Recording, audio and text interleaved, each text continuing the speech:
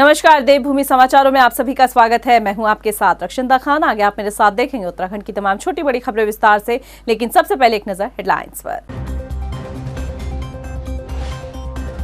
उत्तराखंड में रोजाना टूट रहा है कोविड मरीजों का आंकड़ा। 24 घंटे में 2127 नए कोविड मरीजों में संक्रमण की पुष्टि, एक की मौत।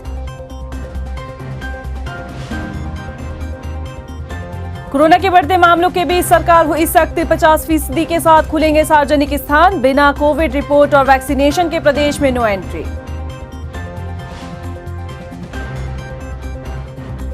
देहरादून के साथ आसपास के इलाकों में देर रात हुई बारिश के बाद खिली धूप। मौसम विभाग का पूर्वानुमान, अगले 4 दिन तक मौसम रहेगा साफ। और कोविड के चलते डिजिटल होगा चुनाव प्रचार प्रसार। दूर दराज इलाकों तक वर्चुअली पहुंचना राजनीतिक पार्टियों के लिए चुनौती, लेकिन ऑनलाइन प्रचार की तैयारियों का दावा। हेडलाइंस के बाद बुलेटिन में खबरें विस्तार से। और बात सबसे पहले कर लेते हैं कोविड संक्रमण की। उत्तराखंड में एक बार फिर से कोरोना के सारे रिकॉर्ड टूटने लगे हैं। स्वास्थ्य विभाग की ओर से मंगलवार को जारी हेल्थ बुलेटिन में प्रदेश में 2127 कोरोना पॉजिटिव मिले हैं। प्रदेश में एक्टिव मरीजों की संख्या 6603 हो गई है। वहीं रुड़की IIT में कोरोना के 13 केस भी सामने आए हैं। मंगलवार को दूर मेडिकल कॉलेज में भर्ती एक संक्रमित मरीज की मौत भी हुई। कोरोना के बढ़ते मामलों के बीच उत्तराखंड सरकार ने नई गाइडलाइंस जारी कर दी है, जिसमें पहले के मुताबिक ज्यादा पाबंदी लगाई गई है। प्रशासन की तरफ से लगातार कोविड नियमों का पालन करने के लिए सख्ताई बढ़ा दी गई है। इसके साथ ही लोगों से कोविड नियमों का पालन करने की भी अपील की जा रही है। नई गाइडलाइंस में क्या कुछ बदलाव किए गए हैं, आइए आपको ग्राफिक्स के जरिए समझाते हैं। राज्य सरकार ने राजनीतिक रैलियों और धरना प्रदर्शनों पर 16 जनवरी तक रोक लगा दी है। रात 10 बजे से सुबह 6 बजे तक नाइट कर्फ्यू जारी रहेगा। इसके अलावा gym, shopping mall, cinema hall, spa salon, park, theatre, auditorium सभी 50% क्षमता के साथ खुलेंगे। स्विमिंग पूल और वाटर पार्क भी 16 जनवरी तक बंद रहेंगे। होटल, रेस्टोरेंट, ढाबों में केवल 50% क्षमता के साथ खोलने की अनुमति दी गई है। बाहर से आने वाले पर्यटकों को कोविड वैक्सीन की दोनों डोज नहीं होने पर 72 घंटे पहले की कोविड नेगेटिव रिपोर्ट दिखाने पर ही उत्तराखंड में आने की अनुमति दी जाएगी। 16 जनवरी तक 12वीं तक के सभी स्कूल बंद रहेंगे। न्यू वेरिएंट ओमिक्रॉन से बचाव के लिए अभियान चलाकर लोगों को जागरूक किया जाएगा। उत्तराखंड में कल देर रात एक बार फिर से तेज बारिश के बाद आज सुबह मौसम साफ हो गया है, लेकिन ऊंचाई वाले क्षेत्रों में लगातार बर्फबारी हो रही है, जिस वजह से ठंड में इजाफा हुआ है। वहीं पहाड़ी इलाकों में बर्फबारी का दीदार करने के लिए लगातार पर्यटक पहुंच रहे हैं। वहीं बात अगर मसूरी की करें तो सबसे ऊंचाई वाले पर्यटक स्थल यानी कि लाल टिब्बा में लगातार बर्फबारी के बाद 3 इंच मोटी बर्फ की परत जम गई है। लेकिन कल देर रात जिस तरह से अचानक बारिश हुई, उसका पूर्वानुमान मौसम विभाग की तरफ से जारी नहीं किया गया था। अब आपको इसी पर ज्यादा जानकारी के लिए मौसम निर्देशक विक्रम सिंह के साथ फोन लाइन पर जुड़कर बताते हैं कि आज मौसम कैसा रहने वाला है। मौसम निर्देशक विक्रम सिंह हमारे साथ जुड़ चुके हैं। आपका बहुत बहुत स्वागत है। और मैं सबसे पहले आपसे जानना चाहूंगी कि कल देर रात जिस तरीके से बारिश हुई, जिसका अनुमान नहीं लगाया गया था, उसको लेकर आपके पास क्या कुछ जानकारी है? बिल्कुल, देखिए कल कम बोला गया था, एक्टिविटी कम होगी, इक्का दुक्का जगहों में इस तरह के रखा गया था जी। और ये जो डेवलपमेंट है, लोकल डेवलपमेंट है, जो चीजें थोड़ा मॉइस्चर आया था, थोड़ा सर्कुलेशन वगैरह था, तो ठीक है। ये एक्सपेक्ट कर रहे थे कि ठीक है लाइट एक्टिविटी थोड़ी होगी, बहुत ज्यादा नहीं कुछ होना चाहिए। जी। और दिन में तो मौसम साफ ही रहा था, तो थोड़ा जो आप कह सकते हैं लोकल फैक्टर्स हैं कि जैसे थोड़ा हीटिंग हो गया, फिर उसके बाद मॉइस्चर अवेलेबल है, और जो सिस्टम के रिमेनेंट है सर्कुलेशन वगैरह वो भी थोड़े बहुत रहे हुए थे, तो लाइट एक्टिविटी हमने दिया था जी। लेकिन हाँ ये कि जो देहरादून डिस्ट्रिक्ट की बात करें तो इसमें अच्छी एक्टिविटी मिली है और जगह इतना एक्टिविटी नहीं है।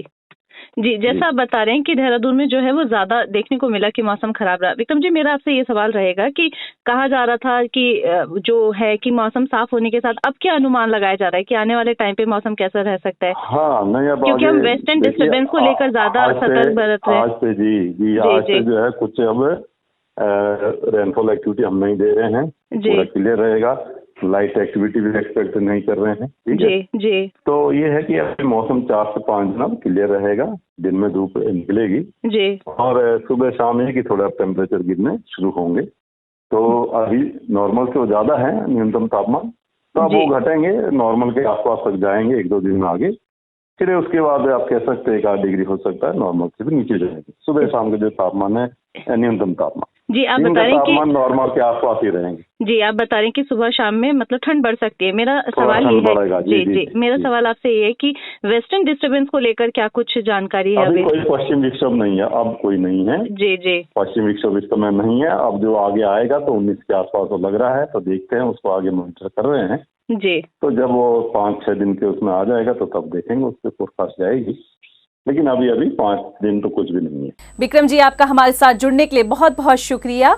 और अब खबरों में बढ़ते हैं आगे, बात कर लेते हैं अगली खबर की। 2022 के विधानसभा चुनाव के मद्देनजर भाजपा ने अपनी कमर कस ली है। बीजेपी प्रदेश अध्यक्ष मदन कौशिक ने प्रत्याशियों के नाम की घोषणा को लेकर संकेत दिया कि भाजपा 2 लिस्ट के जरिए प्रत्याशियों के नाम की लिस्ट जारी कर सकती है। साथ ही बीजेपी अपना घोषणा पत्र जनता से सुझाव मांगने के बाद 25 जनवरी तक जारी कर सकती है।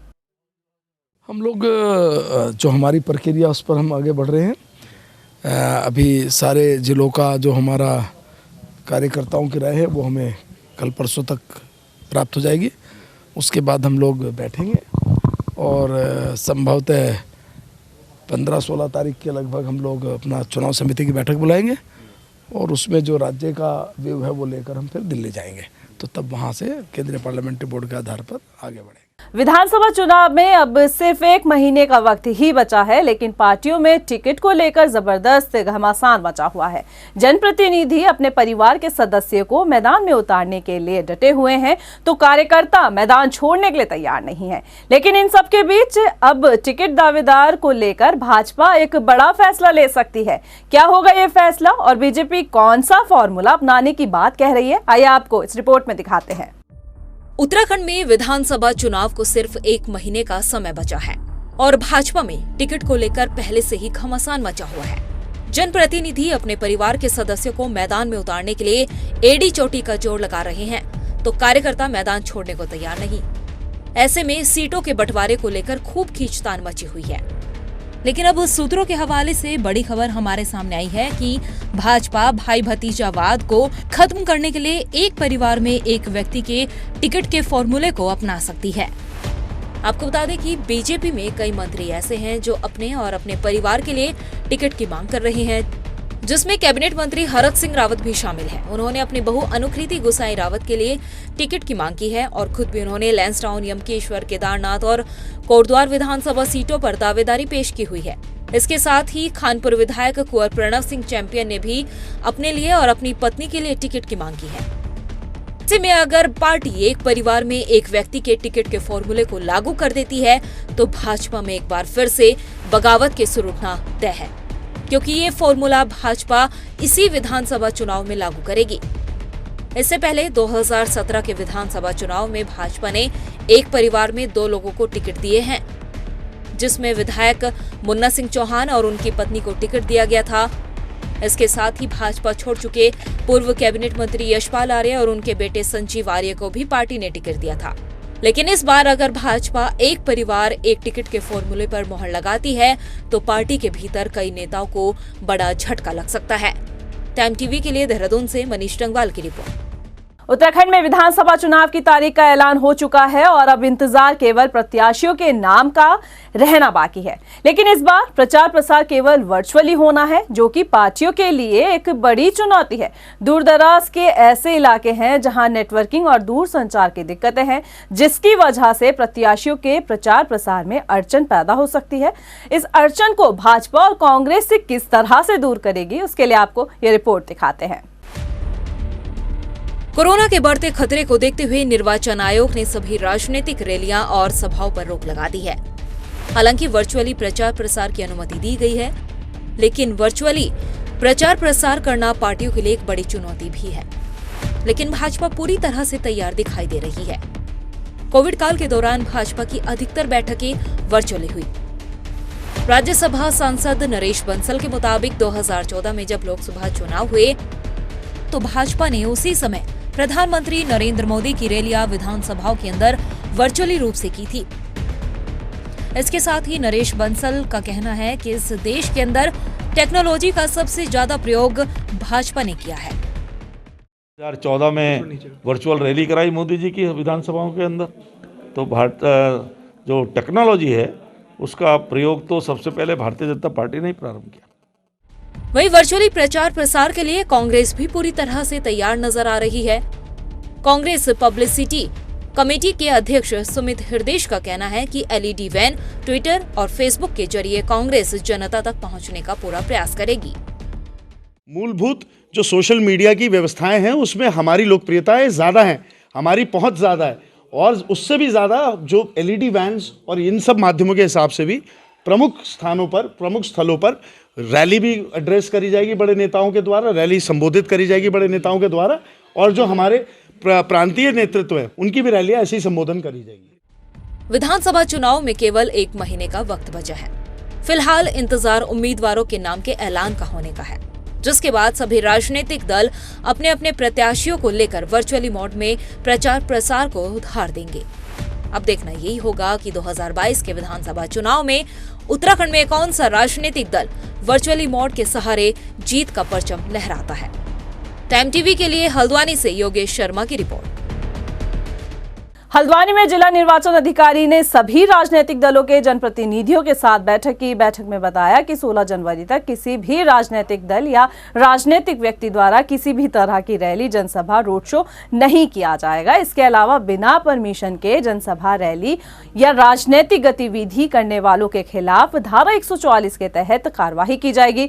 जिला निर्वाचन अधिकारी ने बताया कि अब तक 5 लोगों को धारा 144 के उल्लंघन का नोटिस भी जारी कर दिया गया है।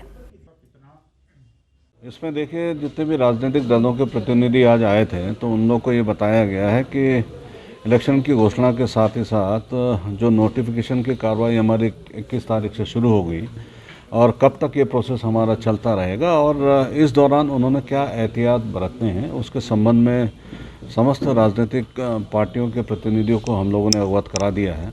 और इस दौरान ये भी बताया कि 15 तारीख तक कोई भी धरना, जुलूस, प्रदर्शन वगैरह इन्होंने नहीं करना है। आम आदमी पार्टी ने मंगलवार को उत्तराखंड विधानसभा चुनाव के लिए अपने उम्मीदवारों की दूसरी लिस्ट जारी कर दी है। आम आदमी पार्टी उत्तराखंड प्रभारी दिनेश मोहिनिया ने ट्वीट करके इसकी जानकारी दी। इसके साथ ही जिन उम्मीदवारों का चुनाव हुआ है उनको बधाई दी गई है। दूसरी लिस्ट में 18 प्रत्याशियों के नाम है। अब तक आम आदमी पार्टी ने 42 प्रत्याशियों की घोषणा कर दी है। रुड़की में भाजपा के 14 पार्षदों के इस्तीफा देने के बाद कांग्रेस की तरफ से प्रतिक्रिया सामने आई है। कांग्रेस कार्यकर्ताओं का कहना है कि भाजपा ने जनता को खोखले दावे और जुमलों के सिवा कुछ नहीं दिया। विकास के बजाय भाजपा के पार्षद, मेयर, विधायक और सांसद आपसी लड़ाई में व्यस्त हैं। यही कहूँगा, जिन 14 पार्षदों ने आज मीडिया के माध्यम से हमें पता चला कि भाजपा से इस्तीफा दे दिया, हमारा दिल से उनका स्वागत है। वो हमारी पार्टी में कांग्रेस में आए और कांग्रेस का काम करें। कांग्रेस की सरकार बनने जा रही है। कोरोना के बढ़ते खतरे को देखते हुए हरिद्वार जिला प्रशासन ने मकर संक्रांति के स्नान पर रोक लगा दी है। साथ ही भारी श्रद्धालुओं के साथ हर की पैड़ी पर स्थानीय निवासियों की एंट्री पर भी पाबंदी लगा दी गई है, जिसके बाद डीआईजी और एसएसपी ने श्रद्धालुओं से फैसले का सहयोग करने की अपील की है। आगामी मकर संक्रांति के स्नान पर्व पर हरिद्वार आने वाले सभी यात्रियों से मेरा अनुरोध है कि कोविड के नए वेरिएंट के बढ़ते हुए संक्रमण के दृष्टिगत हर की पैड़ी और उसके आसपास के समस्त घाटों पर स्नान पूर्णतः प्रतिबंधित किया गया है। अतः ऐसे सभी यात्री जो कि हरिद्वार आना चाह रहे हैं उनसे मेरा अनुरोध है कि मकर संक्रांति के अवसर पर हरिद्वार न आएं, अन्यथा उन्हें भारी असुविधा का सामना करना पड़ सकता है। रुद्रपुर में बीते दिन पशु हत्या मामले में पुलिस ने कार्रवाई करते हुए 3 लोगों के खिलाफ जांच बैठा दी है। साथ ही 10 टीम को मामले की जांच में लगाया हुआ है। एसएसपी दलीप सिंह कुंवर ने कहा कि आदर्श आचार संहिता लगी है। अगर किसी ने सांप्रदायिक सौहार्द बिगाड़ने की कोशिश की तो उसके खिलाफ कार्रवाई की जाएगी। जो कल घटना घटी थी उसके संदर्भ में 3 लोग हमने आइडेंटिफाई कर लिए हैं और वो उधम सिंह नगर के सरहदी जनपद के किसी एक जनपद से हैं। तीनों को हमने आइडेंटिफाई कर लिया है। पूरी घटनाक्रम में हमने वर्कआउट करने के लिए 10 टीमें लगाई थी और हर एक पहलू पर हर एक जो भी साक्ष्य होते हैं उसको हमने बहुत बारीकी से देखा और इसके बाद तभी फाइनल हुआ कि ये लोग हैं। गदरपुर के शंकर नगर भैंसिया के ग्रामीणों ने रोड नहीं तो वोट नहीं का नारा लगाते हुए तहसीलदार को ज्ञापन सौंपा। ग्रामीणों का कहना है कि गांव में 10 सालों से जर्जर हालत और बुरी तरह टूटी हुई सड़क पर अब पैदल चलना भी मुश्किल से भरा हो गया है। आवाजाही के दौरान लोगों को भारी परेशानियों का सामना करना पड़ता है, इसलिए वे परेशान हैं।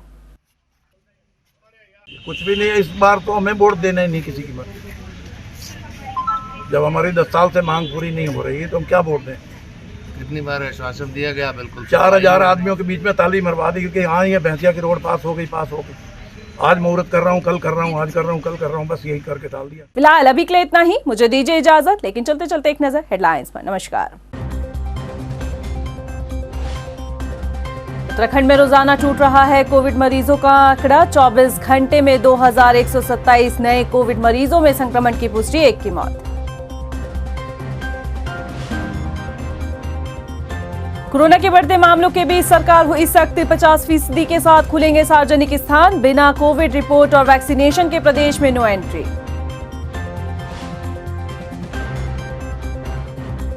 देहरादून के साथ आसपास के इलाकों में देर रात हुई बारिश के बाद खिली धूप। मौसम विभाग का पूर्वानुमान, अगले 4 दिन तक मौसम रहेगा साफ। और कोविड के चलते डिजिटल होगा चुनाव प्रचार प्रसार। दूर दराज इलाकों तक वर्चुअली पहुंचना राजनीतिक पार्टियों के लिए चुनौती, लेकिन ऑनलाइन प्रचार की तैयारियों का दावा।